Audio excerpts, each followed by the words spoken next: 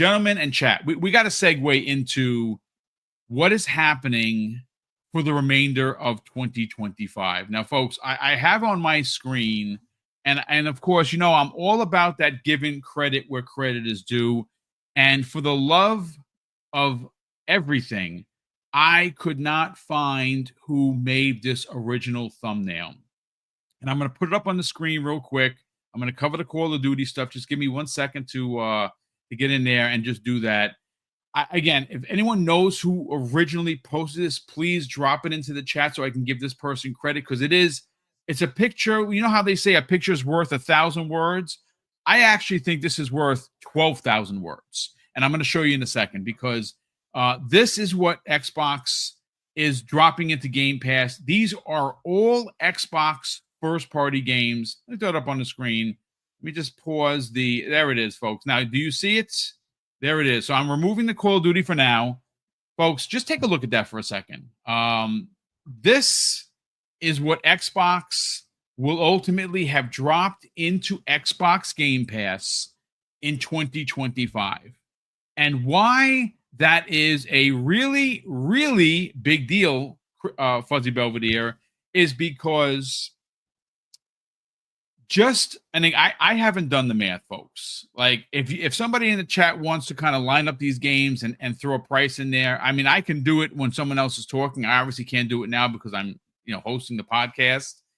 But we know that the Outer Worlds is $80. It's safe to assume Call of Duty is going to be $80, and that's going to be for the regular edition. We would imagine that the Vaulted Edition could be $120. It could go up $20. It's normally $100.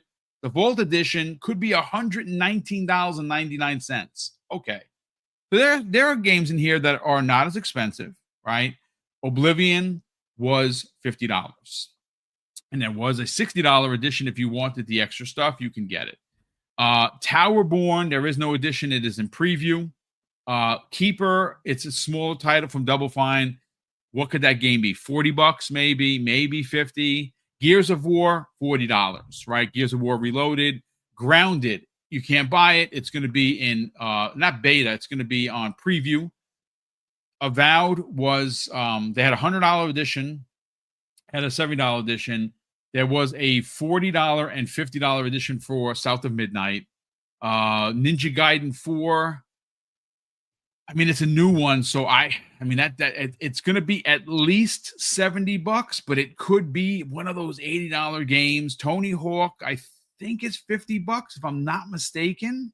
I think that's a $50 game. Doom: The Dark Ages, full boat, $100 edition. I think I got everything. Fuzzy. So this is Xbox Game Pass first party. 2025. This, what you folks see on your screen, is why, and again, I'm not advocating for it, folks. I just want that to be clear. But if they raise the price, and I hope that it's not till next year, it's hard to argue, depending on what that price, if it's a $10 price increase, they could suck it. I'm going to tell you that right now. If it's $2, okay. It goes from 20 to 22. I still don't like it, folks. I'm going to be honest with you, but I get it. I understand it. But what is shocking to me, and I don't really want just to focus on Xbox Game Pass price increase. We've talked about that. I want to talk about the positivity of what you see on your screen. Fuzzy Belvedere, what you see on your screen, what Crispy in this chat, which we have almost 400 people watching live, see on your screen, is what will ultimately be your 12 games released into Game Pass. And that is without any secret showcases or developer directs. Like, again, I'm in the camp, folks, and I have not heard this from anybody, that after the summer, we could be surprised, and I'm just spitballing here, with a developer direct for Clockwork Revolution, because that game looked done when we first saw it. It looked even more done when we saw it a couple of Sundays ago. I think that game is ready to go. And I think that, with GTA being delayed, that opens the door for this game, because next year is a stacked deck with already the Trinity. the holy trinity that makes Xbox what it is releasing a new game next year. Halo Combat Evolved is coming, right? Forza Horizon 6 and Gears of War E-Day. Folks, I'm here to tell you, just those three, plus a new Call of Duty, which will be from Infinity Ward, and potentially State of Decay 3. Hello, it's starting to get super crowded in 2026. And let's talk 2025 there, Fuzzy. Take it away, brother. Go for it, man. Yeah, I think it's clear to see why we always talk about this, the best value in gaming. You got 12 first-party games, and we haven't even talked about the partnered third-party, like your like the game Alters that just released in there, like Expedition 33 that released in there earlier this year. So and Blueprints. There's so many good games that they release in there, but if you're just focusing on first-party, that lineup alone is worth the subscription, because buying those outright, you're going to save some money. I'm not doing the math right now as far as how much you're saving, but in general, I would have to say this is probably the best way to access these games. Sure, you can buy them, own them, and whatnot, but considering how much other partner stuff goes in there, considering some older games that you may have missed out on when they originally released wind up in the service as well, those are the things that are worthwhile. Plus the perks, like you're getting whether it's skins or other trinkets and things like that for things like Call of Duty, or things for like Starfield, or even what was a more recent one? I think they even had like some of the clothing items or cosmetic items for the Division 2 when it just came back into Game Pass. So I would have to say, not only with this lineup that they've had this year, they should be in contention, if not the sole winner for Publisher of the Year. But you have to admit that's one heck of a year. Like any other year, I know people have teased Xbox, like, where are the games? And there have been lighter years, like I think 22, they had 3 of their first party, one of them being the one from Obsidian, not Parchment. What the heck was it called? Oh, Pentiment. Like with that was their lightest year in a while, and they've just been ramping up year after year after year. And I know that there were some people that were upset that last year Avowed got pushed to this year, but it wound up working out even better. Although Obsidian, you got to give them kudos for being able to release 3 titles in 1 year. That is unbelievable. But then again, that goes to show how well of an oiled machine they are. And just in the way first party has been working, where the teams have been working well amongst each other, where Coalition is kind of like the go-tos for anything Unreal. And considering, even though Microsoft doesn't necessarily have an investment in Unreal like Sony does, they seem to be using and benefiting a lot from using that as an engine across a lot of their teams. And each one of those teams is learning from one another and sharing information, making these games more optimized at release and whatnot. But if you're just going to look at first party within that subscription service, this is what makes Game Pass stand out. I know there's a lot of people that are fans of PS Plus, and that's great. You have a lot of older games, and you get some smaller, games in there day and date. Like I think they also got Blueprints as well, and they got I forget the other one that they had, the same day and date type of deal as we did. But for the most part, you're not getting the first party recently released ones. And then some of the first party that do go into the service, when they decide they want to sell you a remastered version or an updated version or a sequel, they pull it out of the service so they can, resell it to you, kind of deal. So the way Game Pass has been working, for at least for me, since 2017, I think is when they first started and I first joined. Yeah, it's the ultimate value in gaming. You get to play things day and date. You don't have to, buy it outright that date. You can go ahead and play it the same day it releases. And then when they have that sale, whether it's, being removed from Game Pass with some of the third party stuff, or they're just having like a holiday sale on some of their first party stuff, you get to pay a much lower price if you choose to want to own it outright at a much later date, but you still got to play it when it first released. And that's an unbelievable value in that itself. Like, you don't have to wait for a sale. You can play it now and then wait for the sale to actually buy it and add it to your library and stuff. But those 12 games, awesome listing. I think there was somebody that even said like up to now there was like $3,500 worth of games that have gone into Game Pass. I saw that. Yes, I think I might have pulled that tweet. Yeah, I think they said it's closer to $3,500 so far this year. Yeah, like you're not going to match that kind of value having a subscription service, being able to access that stuff. I mean, if you look at it from like things like Netflix or Prime Video and stuff, sure, if you were buying all the Blu-rays and stuff, you would probably get similar type of savings, but you're not finding that anywhere else in gaming. Sure, some people are like, oh, GameFly this and GameFly that. Well, unless you're closer to, I think, their West Coast distribution thing, you might have to wait a day or two unless they have an East Coast one now. I know when I was subscribed back in the day, they didn't. But even that, you can only have like 2 AAA titles out at one time or something along those lines for around the price that you'd be paying for Game Pass. Sure, you have access to more titles that may not go into day and date into Game Pass. But I think overall, being able to switch between, let's say, 16 games that are either brand new or recently released that you can play, and you don't have to wait for somebody to return it to stock to get it, sent to you, or you don't have to worry about sending a game back to, play the next one. I mean, sure, some people may want to finish their games out, but not everybody, especially us, grazers, like Pong Soul likes to say. We're looking from the game that we're looking most forward to play it, and then something that might pop up that we're willing to try, and then bounce back and forth between those, or hop in on something like the Division 2 where you can play co-op and play that for a bit and then go back to the game that is your primary game within the service. So there's so much that Game Pass offers. They do deserve their flowers as far as what they provided this year from first party alone, but the third party, drops that they have, or even some of the stealth drops that they've done, even with some of the first party this year, has been unbelievable. And it's going to continue. It's not like everything that's in that 12 game list. I think there's probably one more surprise, much like you're saying, Boom, like before this end of this year, I think we get another surprise in that list, but we'll see. Yeah, I mean, it's great points of view. Again, value is what we want as consumers.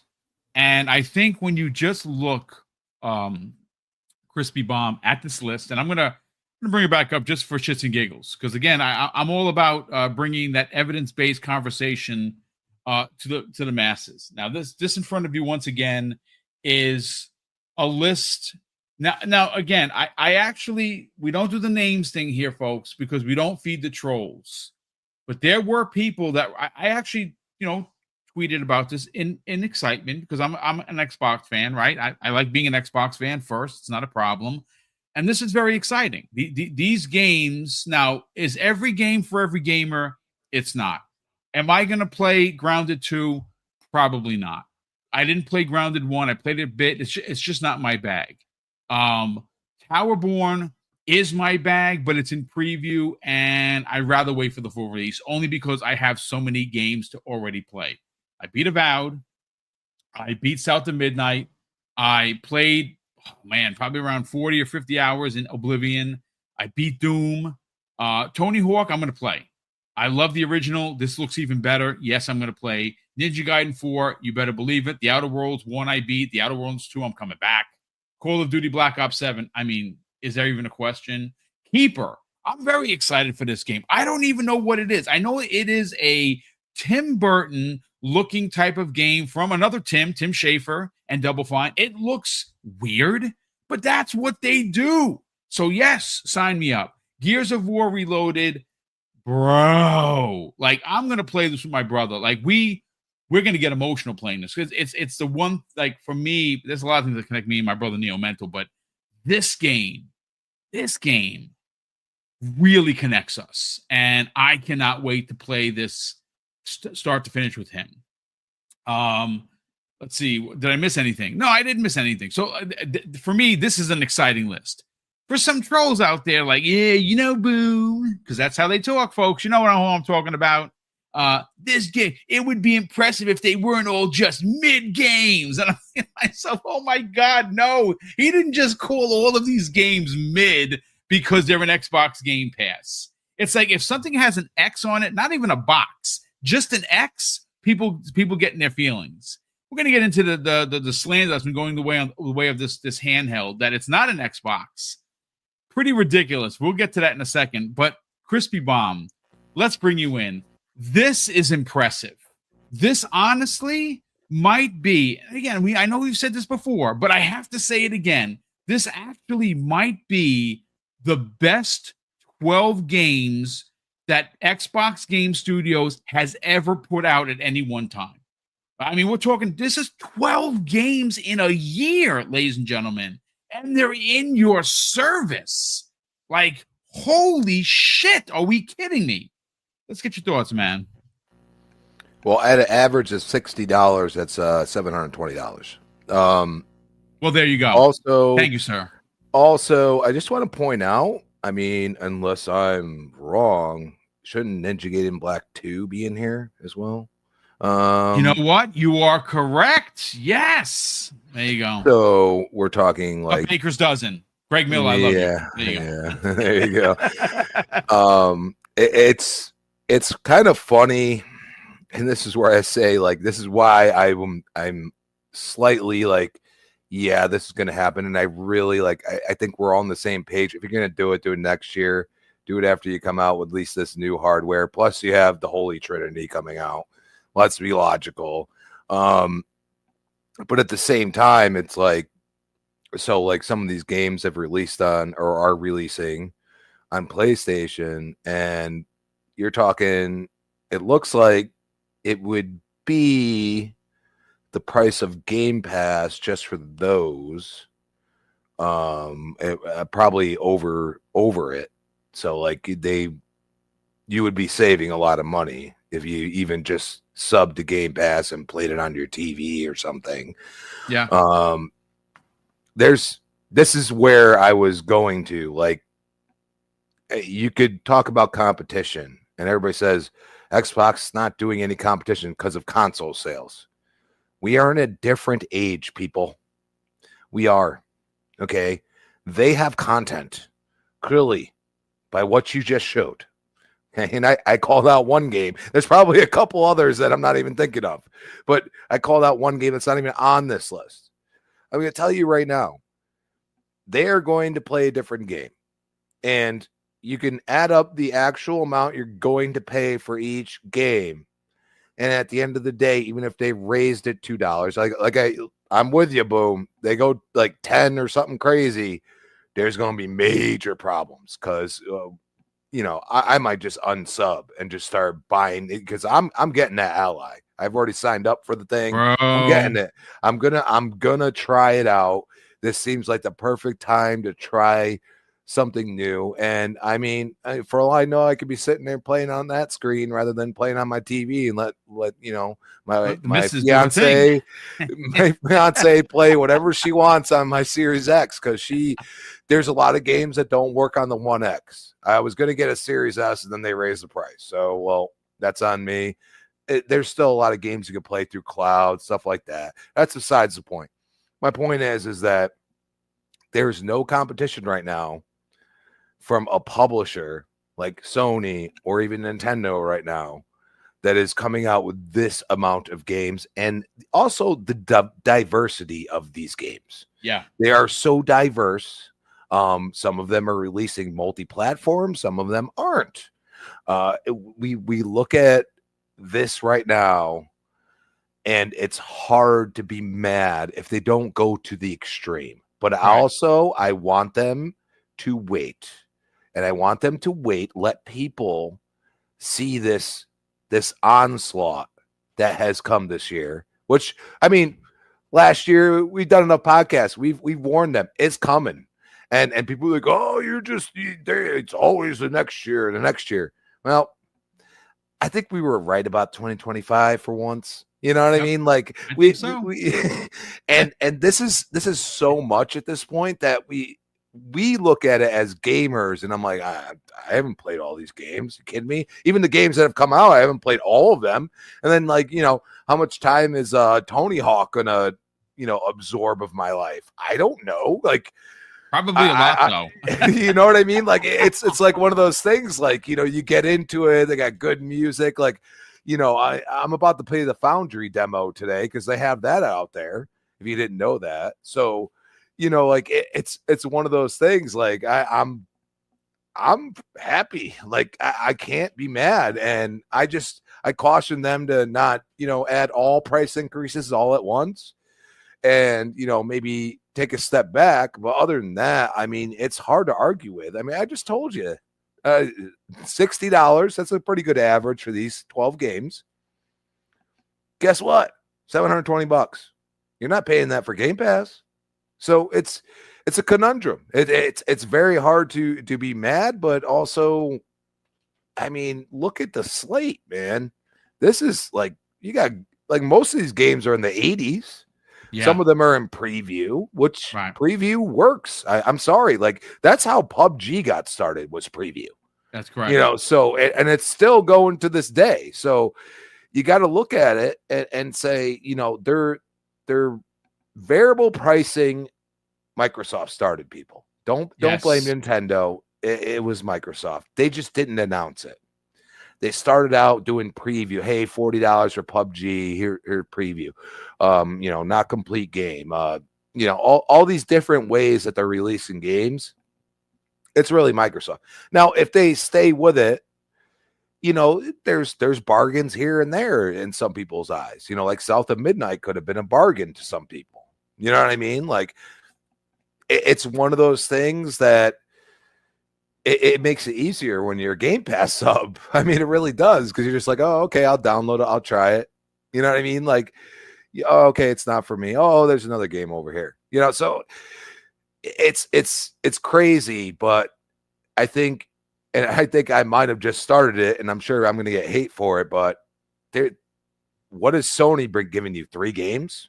That's including if you give Death Stranding, and they said, oh, you're going to get one AAA banger every year.